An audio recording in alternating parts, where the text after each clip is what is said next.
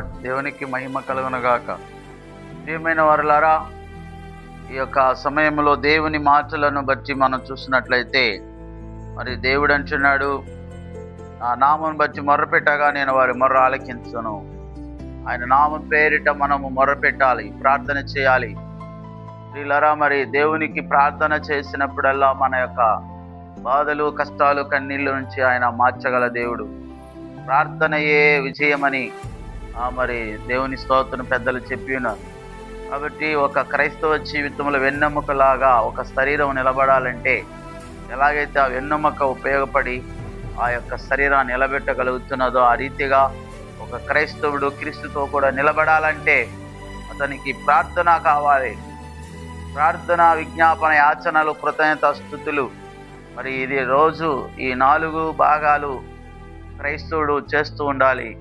అప్పుడు మాత్రమే అతడు క్రీస్తులో నిలబడగలడు, క్రీస్తునందు ఫలించగలడు. దేవుడు అంటున్నాడు జకర్యాకు, ఆ యొక్క చిన్న ప్రవక్త జకర్యా గ్రంథం 13:9, మరి బంగారును శోధించినట్లుగా నేను మిమ్మల్ని శోధించదని అంటున్నాడు దేవుడు. కాబట్టి మీరేం చేయాలి? మొర్ర పెట్టండి, నేను మీకు మీ మొర్ర ఆలకిస్తాను. ఎందుకొరకు? మానవుడి యొక్క జీవితంలో ఉన్న మలినము, కలుషితం సమస్తము కూడా అతని నుంచి తీసివేయనట్లుగా, బంగారు శోధించబడినట్లుగా శోధించుదను అంటున్నాడు. ఎందుకొరకు బంగారుని శోధిస్తున్నారు?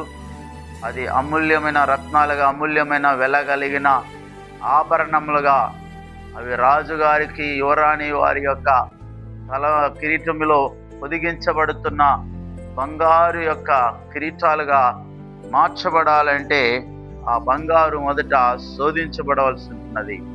కాబట్టి ప్రియులరా, మరి ఎప్పుడైతే నీలో ఉన్న మలినం, మస్టు, అపవిత్రత, లౌకిక సంబంధమైన దురాశలు, శరీరాశ, నేత్రాశ, ఇవన్నీ కూడా నువ్వు శుభ్రం చేసుకోవాలి, శుద్ధి చేయాలి.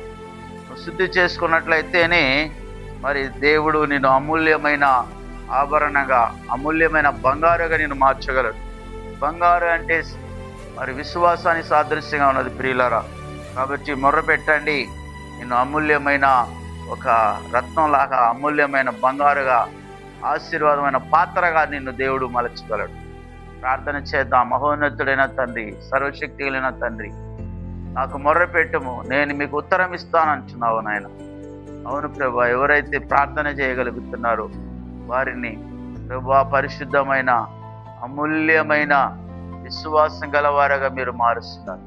బంగారు ఎలాగైతే శుద్ధి చేయబడినప్పుడు అది అమూల్యమైన ఆభరణంగా మార్చబడుతున్నదో, ఒక మనుషుడు తన ఆత్మీయ జీవితాన్ని శుద్ధీకరణ కోరుకొని పరిశుద్ధపడినప్పుడు అతడు అమూల్యమైన విశ్వాసం కలిగిన వారుగా దేవునిలో ఎదుగుతూ దీవించబడుతున్నాడయ్యా. మీరే అటువంటి ఆధ్యాత్మిక అనుభవాన్ని ప్రార్థన చేసే వారికి దయచేయమని యేసు నామములో ప్రార్థిస్తున్నాం తండ్రి. ఆమేన్, ఆమేన్. Praise the lord.